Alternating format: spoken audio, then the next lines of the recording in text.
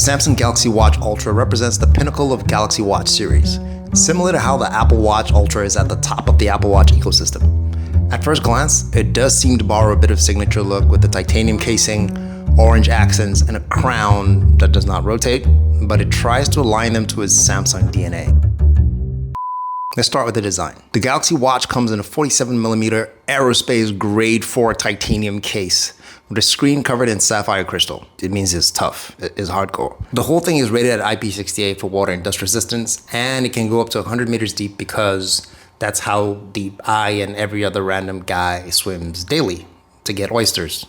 Sorry about that, moving on. It also has a redesigned bioactive sensor that seems more accurate in my testing, keeping in tune with the chest straps I tried and treadmills. Although it does ask you to calibrate this versus a treadmill, for example, the first few times it realizes you're working on such a device. So that way it does have a baseline, which makes sense. That's not bad at all. It also does this when you initiate blood pressure measurements early in activation, because it is looking for a professional baseline, so it continues to remain accurate. The strap mechanism has a new quick release, well, new-ish. They already did have a one-button quick release, but it was integrated into regular lugs. So even if you had old spring lugs, you could fit them into the Galaxy Watch series, but this is now proprietary, unlike the Watch 6, meaning you can't replace them with regular bands. You have to go buy bands that are especially fit for the Ultra, but they do work. I like that they click in easily and they click out. So I'm not a big fan of the orange marine band, not because of the color, but well, a little bit because of the color. It has an odd leftover piece after the watch straps surround your wrist. Maybe I have small wrists, but not really. The edge just kind of sticks out. But again, it might just be my wrists. I don't like that bit. So I swapped that out. I prefer the trail band, which wraps around and you can tighten that as much as you want. And there are some third-party aftermarket bands you can find to make them seem a bit more formal if that's your thing. Now, like I said in my unboxing, it's not an entirely new direction for Samsung when it comes to the design. It's sort of a remake of the Galaxy Gear Sport from way back. However, I think the fact that the crown included doesn't rotate is a missed opportunity. I get it, they didn't want to copy Apple like for like, but then if you didn't want to do that, why take out the thing you're known for, which is the rotating bezel? The bezel did two great things for Samsung. One, aesthetically, it made the watch seem more like an actual watch, more rugged, more practical, more vintage, if you will. Vintage meets tech, and that worked for it. Two, it did provide a cool mechanism that allowed for easy navigation across the interface without always having to smudge the screen with your cheesy or mallet fingers, whichever way you swing, every time you needed to touch the screen. Which, again, I wonder why you would do that. So I get it. Again, maybe they just didn't want the space constraints since you're gonna be outdoors with this thing with gravel, something getting in between that mechanism and it starts to creak when you spin it around. But hey, this is the Ultra watch. You're paying a lot of money for this. You should have thought of that, Samsung. You should have thought of that. Okay, so instead of that great rotating bezel, you do get a digital sort of capacitive rotating bezel. But here's the thing, the function isn't really on the bezel, the metallic bezel around the watch. No, your fingers have to make contact with the screen. So it's really the edge of the screen inside. It has nothing to do with the bezel. That is the capacitive area that spins you around. But hey, it works, I guess. Speaking of missed opportunities, the action button is another import from the Apple Watch. This button can be pre-programmed to jump to a dedicated function. And by function, I mean only about 4.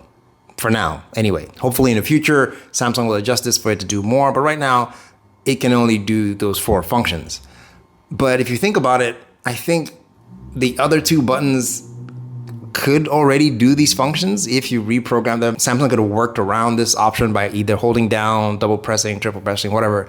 They really didn't need that extra button. It is cool that it's there, but I think it could have been more useful, and hopefully it does get more useful with software updates in the future. The software here is Wear OS, coded with Samsung One UI. So the experience is pretty much the same as the last generation, with minor additions with something Samsung is calling the energy score.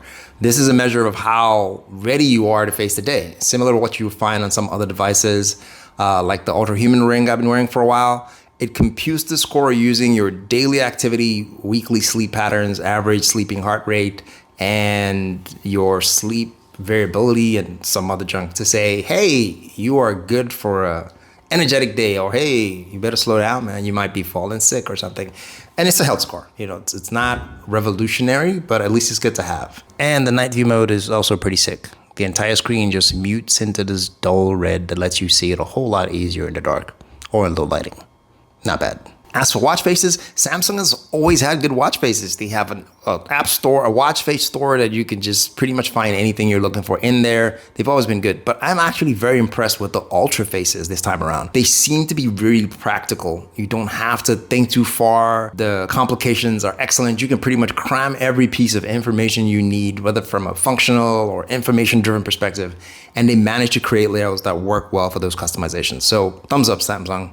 Nicely done. Oh, and in case you fall down in the woods or get separated from your outdoor team while hiking, for those of you who do that, you do know their cars, there is an emergency alarm to get attention. So if you're stuck in a corner, all you have to do is hold down both the back and home buttons for about 3 seconds and the countdown begins.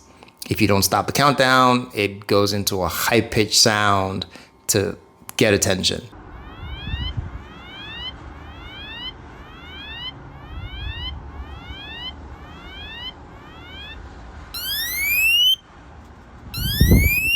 Of course, this assumes you're too injured to scream for help like a regular guy. And there are gestures here as well, like the famous pinch to activate or dismiss, which is actually helpful since you don't have a bezel.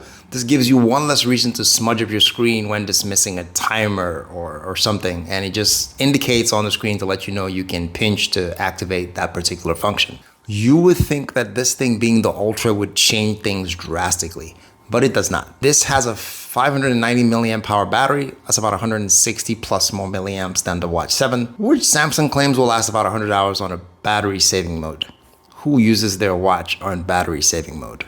In real life, I've managed to take this watch for about 2.5 days with average use, maybe one workout tracking and my display constantly on. If I turn off always on display and set the heart rate tracking to manual so it's not tracking all the time, I dim the brightness, change a lot of options, yada, yada, blah, blah, I could push this well into 3 days. But again, who wants a dumb watch when you paid all that cash for the Ultra watch? And that's that for battery life. Another odd thing I noticed though, they seem to have gotten rid of reverse wireless charging for the watch for some reason. I don't know if it's my watch, but when I try to charge it on the back of a Samsung, it just kind of ignores me versus my old watch 5, 6, they charge fine. So what's up with that? Let me know in the comments below if it's just me. Okay, let's wrap this up. In my opinion, Samsung still makes some of the best Android watches for Android users, period. The Ultra's casing and ruggedness is what sets it apart from the other Samsung watches. And if you're an outdoor person, you like to deep sea dive or climb mountains like Tom Cruise and hit rocks all the time, this is you. This is your watch. But if you want all the features on this watch without that extra hard 100, meter plus deep diving capacity, I would say the Watch 7 is a way better deal at more than 50% cheaper of the cost of the Ultra. Feel free to share your thoughts. I will see you guys next one. Take care.